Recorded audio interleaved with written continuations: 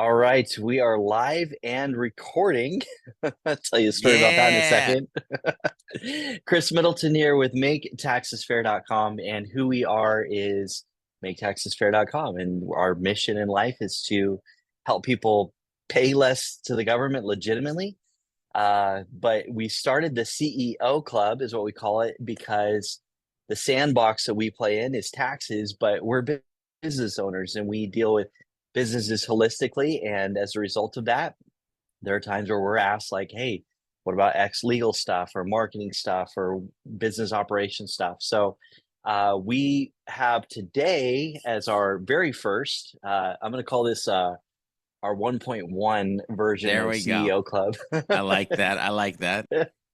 We get George B. Thomas is our first guest in our CEO Club series, and I call it 1.1 because the first time we did this, I didn't hit the record button. So Whee! we are live and unscripted, and here we go. So, George, thank you for coming on. I'm going to tell people a little bit about you, and then I'm going to give you a chance to tell us about yourself. But George was introduced to us because we use HubSpot and as our CRM and our internal systems and tools, and had an amazing team help build us that with our BP roofing business partner. Amazing people. And we're not a roofing company. So they were like, hey, at some point, they're like, hey, you kind of need somebody other than us to help you. They connected us with George, who has an amazing brain for systems and marketing and putting all that together. And so I know George as basically a consultant, helping us with HubSpot and all things HubSpot. But just love this gentleman and grateful you're here. So, George, tell us who you are. I believe sidekickstrategies.com is kind of your main thing. Yeah. So, tell us who you are, what that is, and how you help people. Yeah. So I've been helping humans with HubSpot for the last 12 years. I've gone through a couple different agencies where I worked there for about 5 years for each agency. Starting when I found HubSpot again in 2012, we won tickets to inbound. But what we do now is we are sidekickstrategies.com. We are a smaller agency. But mighty because of the wisdom in years of age and the understanding and know-how of HubSpot itself. With Chris, basically what we're doing is we're helping with the CMS or the website side of this, and also helping it to connect with the CRM or the customer relationship side of this. I think that's huge for the CEO Club to understand, is the power that you gain when you actually have your website on top of the place where the humans that you serve lives, and the experience that you can create. So a couple words that I hope people pulled out of that is we're an agency who help marketers, small to medium-sized businesses, and sales teams leverage a CRM and their website experience to drive more conversations, then for equals more revenue. Because at the end of the day, everybody wants to talk about ROI, and that's rooted in the strategies, the tips, tricks, and hacks that we help humans with around HubSpot on these different hubs that they might leverage.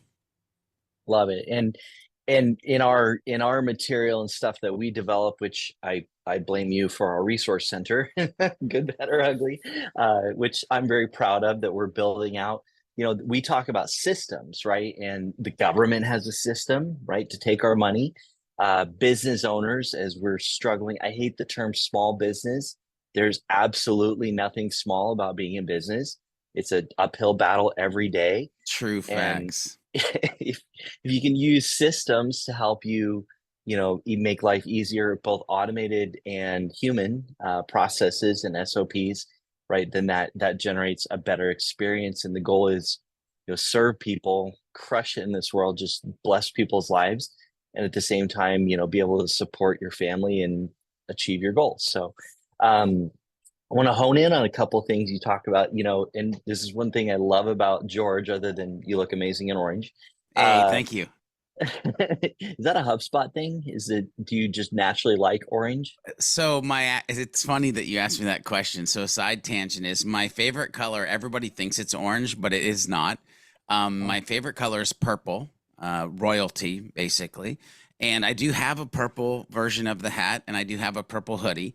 But orange is because, like, back in, gosh, I think it was maybe 2015 or 2016, This office was purple, and I went on a trip. And when I came back, my wife had surprised me and she painted it orange and she had like the shelves up and the Marvel stuff there and like really started to turn it into this like man cave slash YouTube studio slash office. And so everybody immediately was like, "Oh, he bleeds orange because of HubSpot." And I'm like, "Yeah, yep, exactly. That's why we did." But it was a big surprise for my wife, and it's been one of the most fun conversational pieces of like orange hoodies, orange walls, like.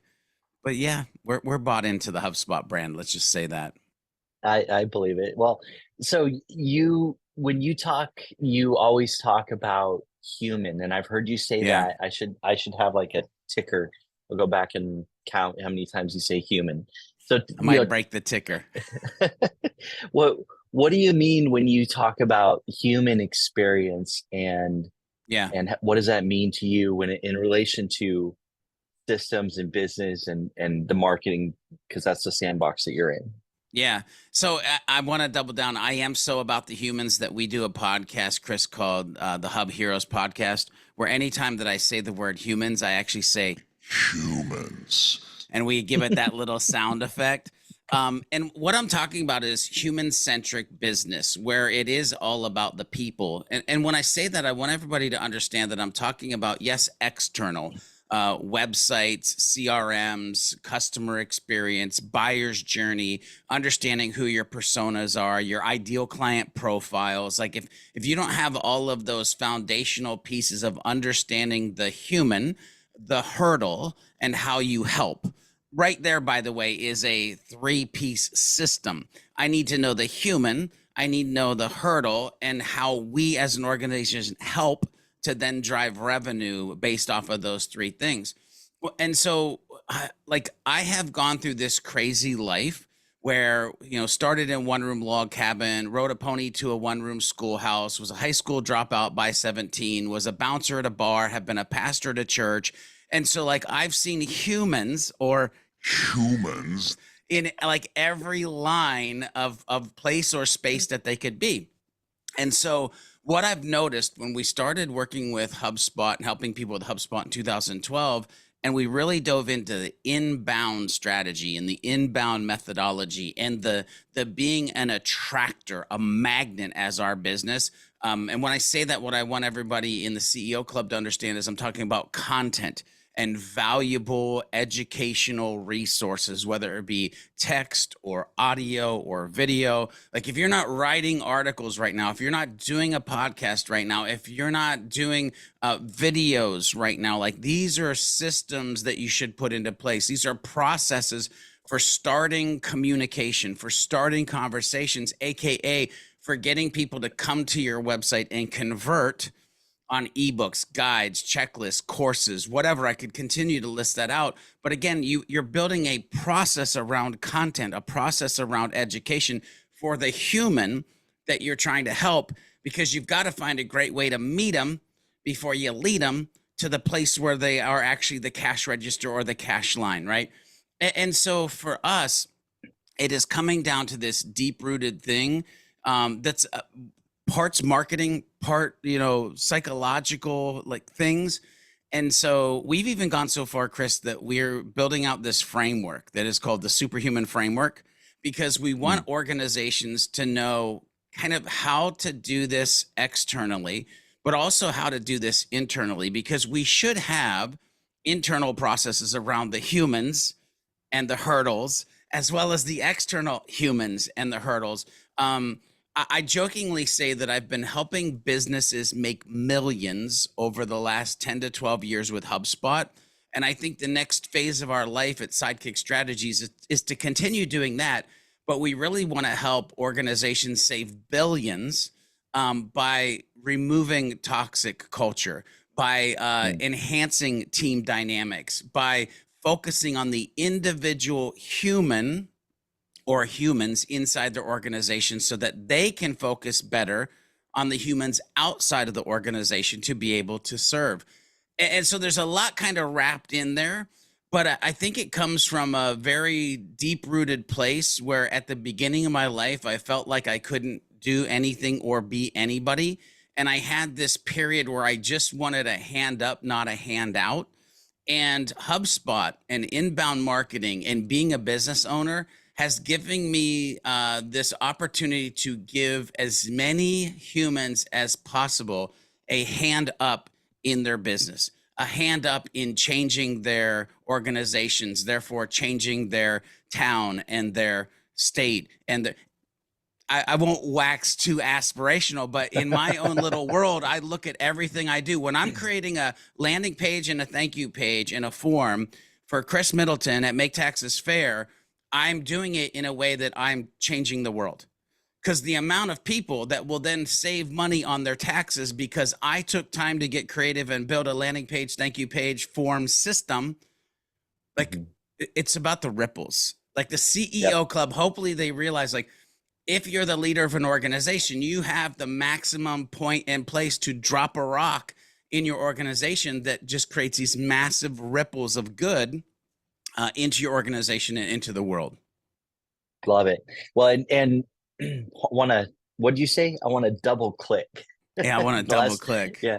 On version 1.0 of this conversation that, let me check. Yes, we are recording. We, George was like, I want to double click on what you said, something there. So you talk in terms of systems and blessing lives, which I started out as a psychology major in college. Did I ever tell you that? Yeah. Yeah. And on the first time we did this and didn't record it. Yeah, there you go. Boom. Yeah, I was like, I knew I said that recently. I'm human, as we say. Yes, you are. So, at the end of the day, I wanted to help people. And then got to a point where I was like, as I was going through school, and I was like, I don't know that I want to take on, because I found myself, kind of taking on people's problems and internalizing. Yeah. I was like, I don't have the bandwidth for that personally. So I was like, this is not a good career choice. So I ended up studying business. My dad said, get a marketable skill, something that people will pay you to do. Yep. I was like, cool. Fell into accounting.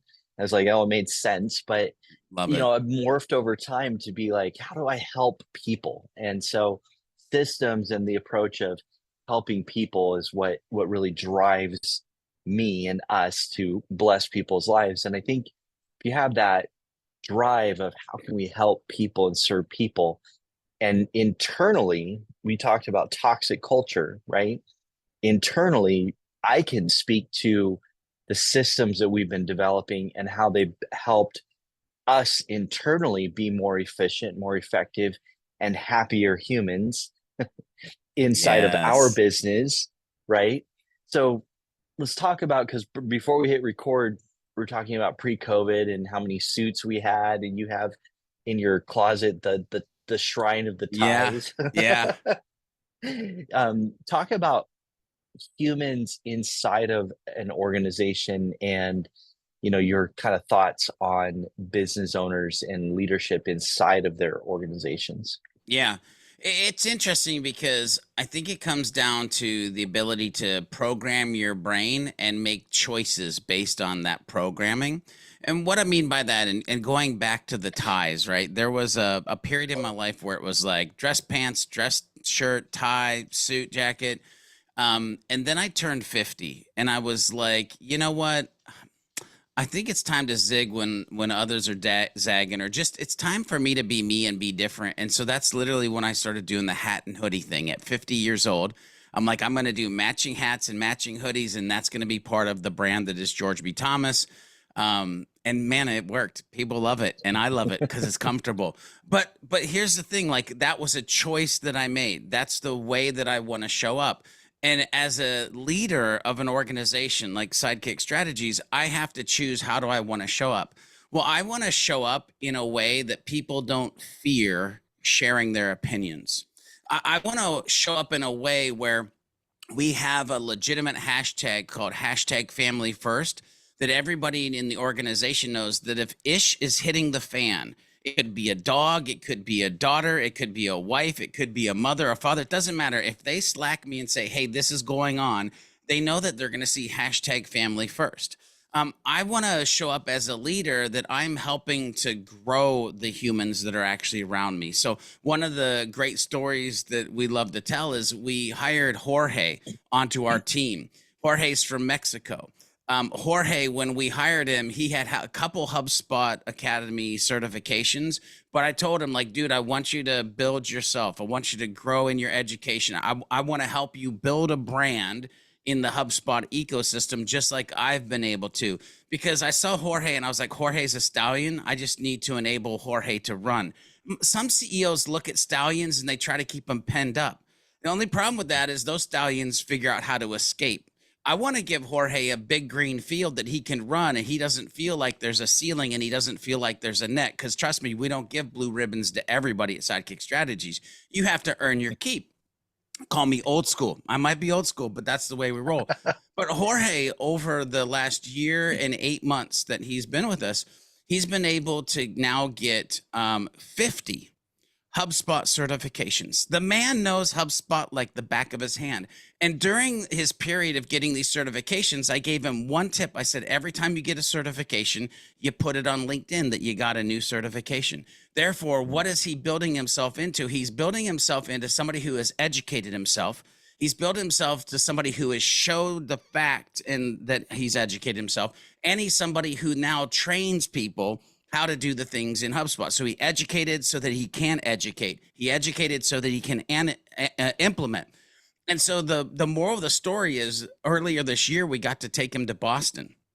And it was his first time in Boston. It was his first time at Inbound. He got to take a picture with the CEO or previous CEO of HubSpot, Brian Halligan. He got to take a picture with Marcus Sheridan, which talk about systems, brother. At some point, we should talk about they ask you answer around the content system. He got to meet Marcus and take a picture with Marcus. He was all excited because he got to take a picture with me. I'm like, whatever, dude. I'm me. But if you want to selfie with me, that's great. And so we got to the end of Inbound, and you got to imagine there's this year and 8 months. We've been training the stallion to be a stallion. He's now gone from a couple certifications to 50. He's met these people that he didn't think that he would ever meet. And my wife and I are sitting there with Jorge at the end of Inbound before we catch a flight. And I said, well, Jorge, now that you've been to Inbound, what's your next dream? And Chris, he said to me, oh, no, George, because I've been to Inbound, I believe I can dream. Now, bro, that's the type of culture that I'm trying to build, right? I want to show up as a servant leader. I want to make sure that they know that I'm working for them. I want them to realize that we're focused on the humans. I want them to realize it's all about the mathematics of one. It's about how do we leave them better than we found them. Like, so if I show up that way, that's the culture that I bring. And therefore, when we go to have sales calls, we don't have sales calls. Like, people have already seen us online, the content, the videos, the podcast. When people need help, they're like, hey, we heard you're the GOAT. Here's the problem. Can you help? We're like, yes, here's the 3 packages. Which one works best? That one. Okay, we'll start on Monday. Like, it's not a sales process. It is a conversation based on years of servanthood to a community of humans who are all circled around HubSpot. So much to unpack there. And Jorge is, I've really enjoyed, he's just a genuinely nice guy. He's awesome. And when he was at Inbound, I followed him on social media, and he's got a beautiful family. Like, he's just a great dude. But that's amazing because what did he say? Because I've been to Inbound, I now know I believe I can dream. Yeah. Yeah, that's amazing. Yeah. That's amazing. You know, lifting the term, it sounds cliche, but rising tides lift all ships, right? Oh yeah. And we if we're seeking to do good in the world, which I believe we can do business on purpose, we can do business intentionally, we do business with the intention to help people. And if you focus on that and say, how can we help people?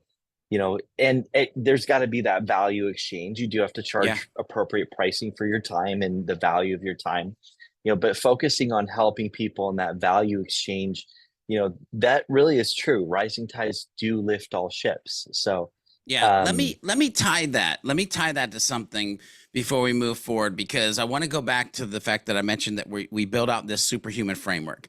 This yeah, superhuman framework has 4 cornerstones and it has 10 H pillars.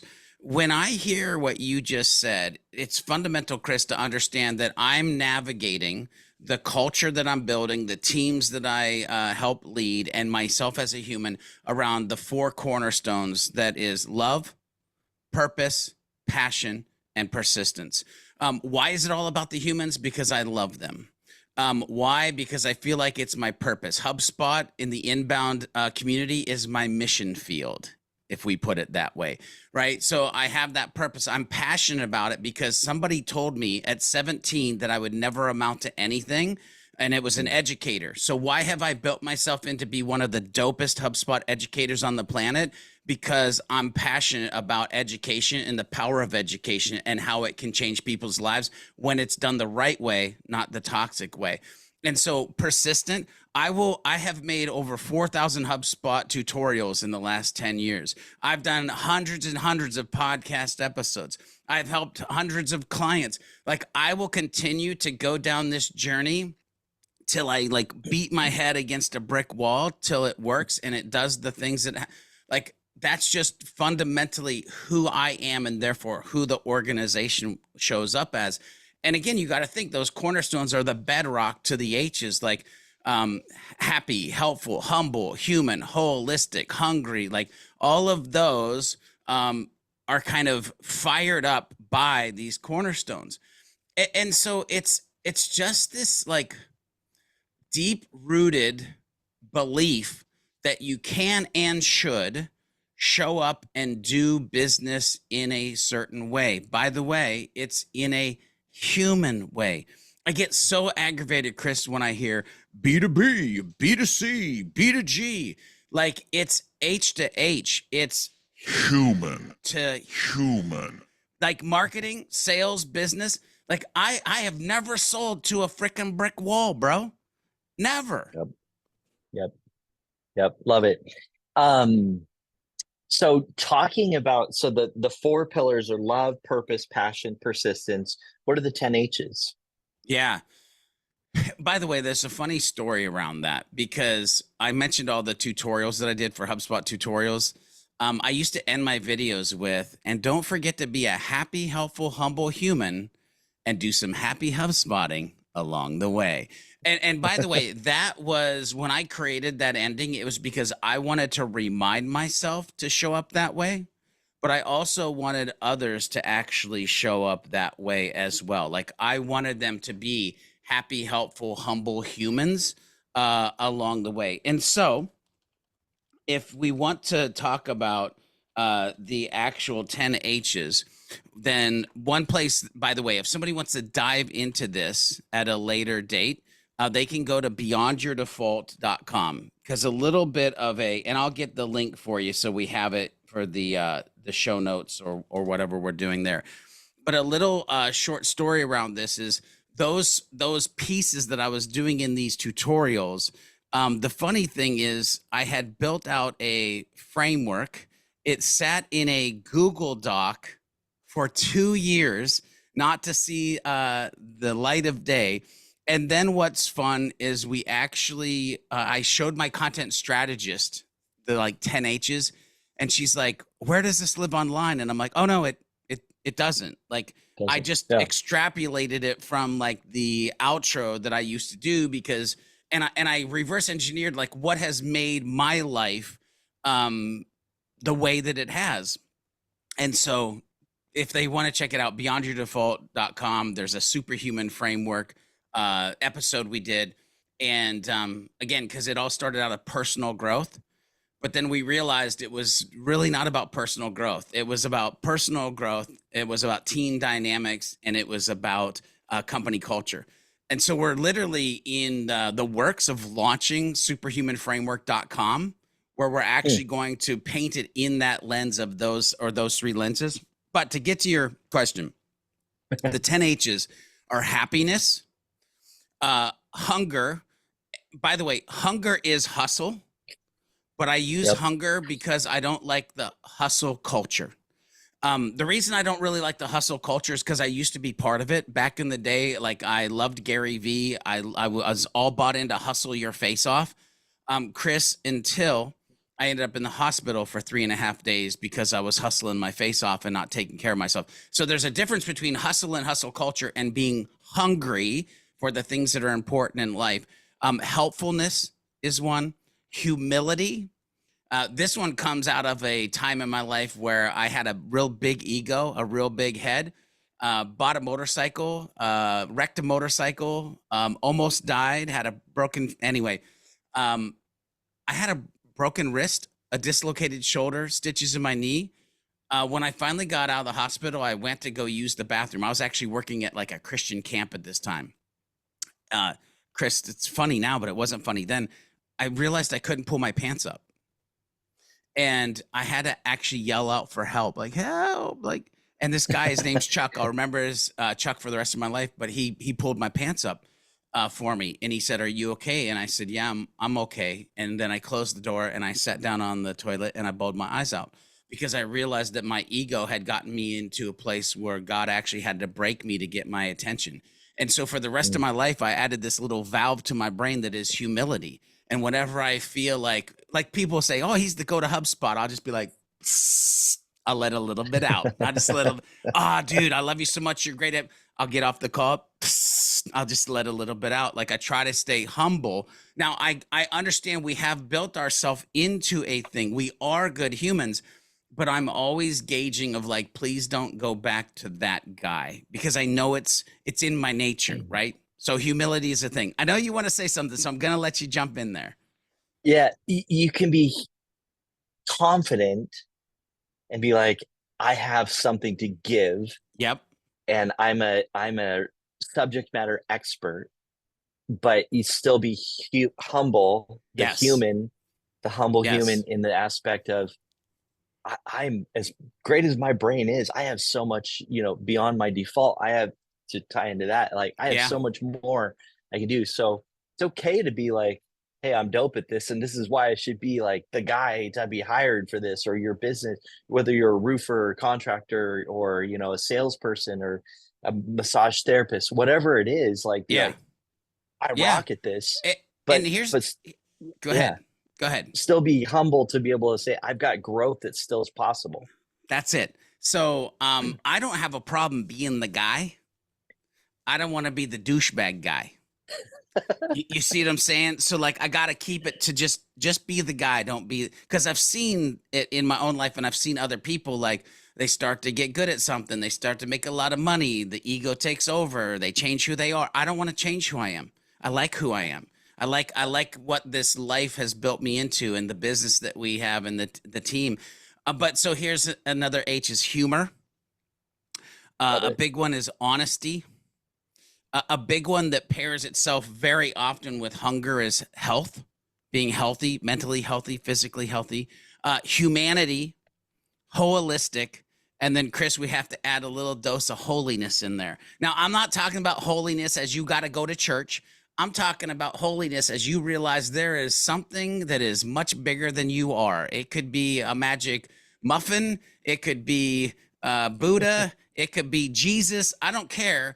But I've found if you look at people who have some sort of holiness, some sort of spirituality, some sort of realization that there's something bigger beyond just me as the individual human walking on the planet, they show up in different ways. They create different Absolutely. things. And so those are the 10 H's that we've put on top of those 4 cornerstones. And what's fun is it's like, the cornerstones are like the fuel or the force, if you really think about those words. And the H's are the tactical gauges that you can pick one or two of in your life that you want to actually focus on. Because it's not about a checklist and it's not about do them all, but it's like, how do I create this command central with the 4 cornerstones and the 10 H's to show up as the dopest ass leader, have the greatest teams, and build a company culture that people go, wow, how are they doing that? Yep. That's why we've taken the time to build out this Superhuman framework. This is also the same reason why we show up how we show up when we're helping people build a website or implement CRM strategies or talk about conversion rate optimization or even edit their podcast. By the way, one of our biggest like, oh my God moments is I told one of my buddies, you got to start a podcast. And he was like, I don't know.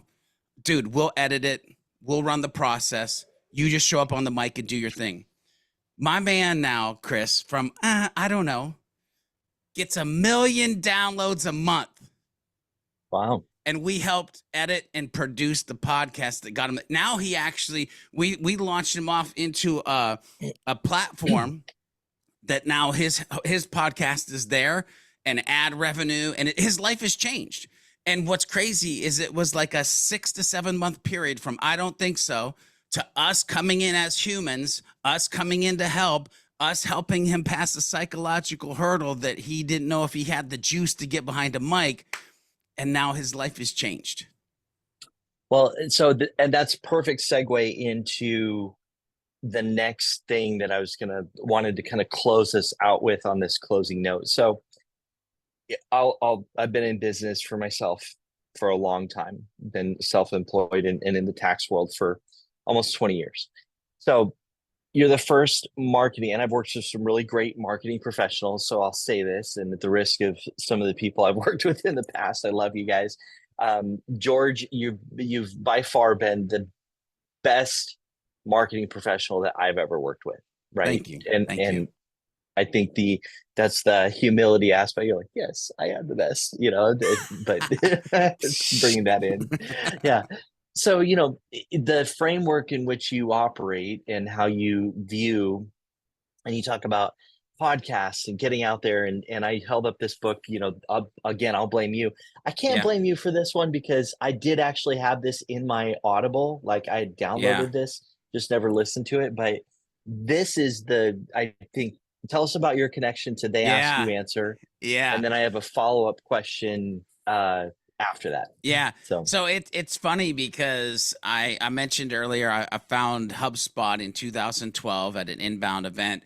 By mid 2013, a man named Marcus Sheridan found me. You see, I had started to create a name for myself in the space with getting certifications. 3 became 6, 6 became 12. And all of a sudden I got this phone call. And it was Marcus Sheridan, who at that point was like an up and coming speaker. He had embraced inbound. He was telling the story of content and inbound marketing. And he called me one day and he said, hey, I think you have some talents I could use at my small agency called The Sales Line. And I was like, who dis? Like, I thought I was being punked, brother. I was like, wait, what a second. And he's like, no, it's really Marcus Sheridan. Cause like, to me, this was like somebody I would never probably talk to or meet at that point in my life. And I said, okay, yeah, I'm okay, I'm interested. And he goes, no, I don't want an answer right now. He said, I want you to talk to your wife because a happy wife is a happy life. Hashtag family first, brother. Right. So like, and so I said, okay, I'll call you in a week. I hung up the phone. I came walking in the living room. I had this like big turd eating grin. And my wife's like, what is that about? And I was like, babe, I think I just won the marketing lottery. Like this guy named Marcus Sheridan, he's pretty famous. He wants to give me a job. And she goes, well, what do you think? And I was like, oh, I'd love to. And she's like, well, then call him back. And I was like, no, I told him I'd call him back in a week. And she's like, call him back. Dude, I called him back 10 minutes later. I was like, Marcus, I'm down. Like, let's do it. So then we were able to move to North Carolina because then we were living in Ohio. He lives in Virginia, but he was like, if that's where you want to move, let's move there. So for 5 years, it was Marcus and a couple other humans and me. And Marcus would go out and do these workshops and companies, and he would go out and do these speaking engagements, and we would close retainers that he was teaching the content side. And there was also another guy, Kevin Phillips, as part of the team, and he would teach like how to write dope blog articles around cost, price versus best, like the articles of the big 5 in that book that you just showed. And I'm back there teaching the HubSpot side of it all, right? Right. It's also because of Marcus that I ended up doing public speaking. And like I did my first keynote, and like we had a whole conversation about vulnerability and me actually sharing with the world that I was a high school dropout because I like had run for that for 25 years. He's also the person that was like, you're saying where it's like tides rise all boats. He had that belief. He would be like, hey, Yep. you guys are stallions. Kevin Phillips, you're a stallion. You're going to run. George B. Thomas, you're a stallion. You're going to run. Like, I'm Marcus Sheridan. I'm a stallion. We're all going to run. And we did. Like, we had the Hubcast podcast. That was the first HubSpot specific podcast that grew to be like amazing. And I'll never forget, like, we were a year of creating these like podcast episodes. And by the way, I'll share this little ditty with you too. Marcus said, hey, I want to start a podcast specific to HubSpot. I said, you crazy. He's like, why? I was like, I hate my voice. Because to me, my voice is squeaky and high pitched. He's like, I don't care if you like your voice. I want to start a podcast. I'm like, okay. He goes, learn how to launch a podcast. We're going to do podcasts. Dude, we did this podcast. It was actually about 8 months. And we went to Inbound, Marcus and I. And we get into the space, and all of a sudden, all these humans, and when I say all these humans, I mean all these humans, kept coming up to us and saying, oh, man, we love your podcast. And dude, you have such a dope voice. And I'm like, what? And they're like, yeah, you sound like a radio announcer. Like, we love it. And here's the thing for the CEO Club. Sometimes what we think is our biggest weakness is our largest strength. But if we don't take time to test it, if we don't try to take time to put it out to the world, we'll never find this out. And so I have this affinity and an affection for They Ask You Answer, because Chris, I was there before the book. I was there as he was writing the book. I was there when the book launched, and like the first time we talked about it on stage. I've also been the person who sat back in HubSpot, the CRM, with the reporting tools, and saw what happened to organizations when they implemented They Ask You Answer. And it's a freaking hockey stick. It's like growth that was unmatched at those times. And so when we met, I was like, you mentioned content. I'm like, They Ask You Answer. And I knew you knew of it, but I knew you Right. didn't know it. Like, and when I say know it, I mean intimately, like get into the pages, get into the audio, have the, pink and green highlighter and the notes on the sidelines. Like, that's how I need people to think about this book, which, by the way, they're releasing a third version in the very near future with some, because I got to see him at Inbound and I saw his new talk and some things that I know are from the book. So there's a new version of this coming out in basically, because it's after the Google apocalypse and everything that's happening with AI, some things are changing. Not a lot of the main philosophies, but there's some things to add into it. And so I've already pre-ordered the book because I'm such a believer in that system, in that process to bring valuable content to the world that drives ROI to your business. And I'm going to double click on something you said There you go. way back towards the beginning, where you were talking about humans and interaction, and you know, from a sales and marketing perspective, and how people get to know you. So my story about that, I have a friend who he just started going live on Facebook. He started doing a podcast or YouTube channel. Like, he just started talking, and he's a mortgage broker. And so you just like, hey, it's John, and is John King. And he's like, I'm the lone king. And he's just a great guy. He's like 6'5", I think, just a giant of a man. And you look up to him and like, but he's got this goofy energy. And he was doing that stuff for a year and a half. And then one day he got a call from somebody who was like, this real estate agent in like a really big city. And he's like, hey, I've got this massive deal, and no other real estate broker has been able to, mortgage brokers been able to get this done. And John asked a bunch of questions. He's like, oh, okay, yeah, I see what the problems are. And then the real estate agents, after they finish that transaction, he's like, hey, you're my guy. You solve this problem. And then their first call, he's like, man, you sound just like you do on your YouTube. You sound just like, he's like, oh, I know you. And then he's like, you're my guy. And he started flowing deals to him. And he's like, I already know you. You helped me solve a problem. I knew you could. That's why I reached out. They'd already dated, like they'd already gone through the dating phase, and he was just ready to work with him. Yeah. They skipped all the whole like, hey, skip everything and just like help me. I know you, help me. And it was amazing.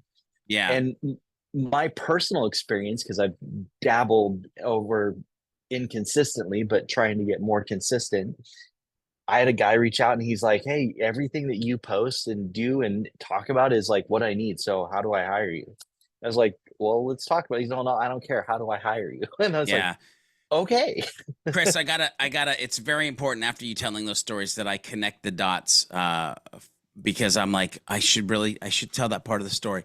So I just shared that we did podcast editing because it's one of the services that we offer for one of my friends. That then it blew up and now he's doing 1 million downloads a month. That friend found me watching YouTube videos trying to learn how to do HubSpot, then became a client at the agency that I was working at, Mhm. then became a friend, then became the guy that I said, like it all his massive success can be tied back to the relationship starting to the fact that I did HubSpot tutorials and somebody who's trying to educate themselves on a platform. Yep. They ask, you You answer. Like answer. they're giving, they're like, "How do I da da da da da da da?" And Yeah. eventually get to that point where they're like, "Okay, I've done everything I can. Now I need help." Right? And Yep. that's the human. Sometimes sometimes asking for help is the hardest thing. And I think in sales, I think if we can recognize that, sales and marketing, if we can give people, hey, here's information, foundational knowledge, good stuff that they can build on, then you can help them get to that place where it's like, hot dog, I need help. Yeah. Yeah. Yep. It's interesting because my mind goes into a very interesting place when you say that. And then I'm sure we'll probably close this bad boy out, but asking for help shouldn't be difficult. And here's the thing that I think for me, it's very easy to ask for help, but I have this scenario or this mentality run my brain is like, yes, I have become a master, but I'm a master that every morning I wake up as a pupil. Like I want to be the best student until I go to bed tonight and I realize that I'm a master again. And when you come with that, like I'm not the smartest person in the room because I'm presenting myself as the student on a daily basis, you're almost programming yourself to be like, hey, can I pick your brain? Can I get a little help with that? Like, because there's zero judgment on Right. Right. yourself. On yourself, there's no Yourself. judgment. Don't should on yourself. We don't should on Oh, others, and we should not should on ourselves. that's a Lots of good therapy rule for right that there, one. brother. That's a good rule. Yeah. Well, to close this out, and I want to again, the reason why you're here is with the Make Taxes Fair framework, our clear edge framework, right? Deduction marketing is a deduction and deduction optimization, and this is a area sandbox that we don't play in. So we're like, hey, let's bring somebody. So I hope if you're listening in or looking at this, like that George's our conversation, I've had a blast that we've been able to provide some value. Um, Stanford, we're going to close out with this thought and a question for you, my friend. So, Stanford, I think back in like 2012 or 2013, did a study, their business school, where they did a study and they surveyed CEOs, business owners, executives about what their number one struggle was. And the number one struggle that resoundingly came back was loneliness. As entrepreneurs, loneliness. And I'm going to connect that. I'm going to make a little bit of a leap and say loneliness, but also overwhelm. So, from a marketing standpoint, because I have a decent marketing brain, I've been told. And so that's the pat on my back, the humility, There you go. the There you go. humility. Like, Take it. yeah, a little bit of, but at the end of the day, the overwhelm and it can feel very lonely when you've got this mountain of tasks to do. So from a marketing perspective and going from no podcast to 1 million downloads a month, is that what you said? Yeah. Yeah. I mean, what would you tell somebody like, hey, start doing these things, like get the ball moving and start doing these things from a marketing perspective? Yeah. So first of all, there's some sort of saying of like, when's the best time to plant a tree? 10 years ago. What's the other best time? Like right now. Like the advice I would give you is just get started. But also I want to tie back to something that you kind of said, like the reason that Mick was able to have the success that he's having now is because he asked for help. Mm, We did the editing, we did the publishing, we did the show notes, like we did a lot of helping, which enabled him to have the time or buy back his time because we're obviously getting paid for the services that we were doing. But he was able to buy back his time to focus on what's important. Okay. So listen, get freaking started. mm, Focus on the piece that you need to be focused on. Get the help that you need so you can have that focus. Like, though, that's the starting piece. Like, um, the other thing too is I don't, it's funny because my brain is like battling. You mentioned this thing of like loneliness and, like I don't feel lonely at all. And by the way, I work in an office, like in my home. I don't really go out that much unless like my wife makes me, right? But I'm an extrovert who stands on stage and talks to thousands of people or goes to organizations and does like 1 2 day workshops. Like, so I can be out there, but the reason I don't feel lonely is because I get to talk to people like you and I get to talk to other clients. And so like as a business owner, there's something real interesting to me when you can reach a level that the people that you're serving aren't these like toxic clients that you wish you didn't have to have because you're afraid to fire them and every employee hates them. But it becomes a special place when you can start to handpick the humans that you surround yourself with. And my wife joked, I think we were like 6 months into business, Chris. My wife made a joke one day. She goes, I don't think you have any clients. And I said, what do you mean?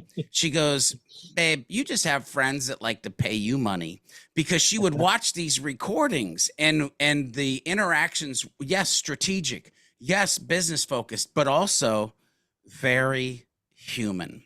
mm. Very much, I'm doing this because I feel that you're my friend and I want to see you succeed, not from a level of you're my client and I have to do this. Chris, this is another piece that I want to give them. If they can switch their mindset from I have to I get to, this is a magic place. So you got to get started. You got to realize it's an opportunity you get to, right? You got to buy back your time and get the help you need so you can focus on the process that you want. And here's my last piece of parting advice is the day that I quit going to work and I started going to play was the day that all of this just made more sense and it just started to work. Love it. Love it. Well, when we first connected with you, we met you, and then you had a health issue. Is that the 3-day hospital that you were talking That's a about? different one. That's a That's a different different one. one. Oh, brother. Yeah. Well, Yeah. we in version 1.0 of this recording, non-recording, I didn't bring it up, but we said we could, and so met you, and you immediately were in the hospital, and we're like, oh no, no, we need you, like Yeah. come back, yeah. So just grateful that you're in the world and doing with the philosophies and Me too. pushing out what you have. And yeah, I know your wife says the same, but at the end of the day, if you guys have found value in what we've talked about today, I think we've covered a lot of ground and a lot of really great stuff that and it's business and business related. And if you operate with these kind of principles and guiding principles as your core, I love the 10 H's and the four cornerstones. So George, I'm grateful that you spent time with us again today. Yeah, my pleasure. And we'll put links and everything below for folks to get a hold of you and check out some of your dope stuff that you have. And in relation to that, they ask you answer. I have the physical copy there, doing great work for us. I've got the little bit of the hiccups here. So That's thank always you, fun when you're George. doing a show. Right. Again, live and unscripted. That's how we do it. So appreciate you, brother. Make it a great day. Guys, if you, again, found value in today's, let us know what you want to see and what type of stuff you want to see on the CEO Club. And as always, remember, friends don't let friends overpay the government. So share us, don't gatekeep and share resources. Rising tides lift all ships. And our goal is to help and lift people and share amazing people like George with the world. So thank you. With that, I'm going to end the recording because we have been recording this whole time and Yay! Thanks, Chris. rock and roll. Thank you. All right, George. Thank you all. Talk to you next time.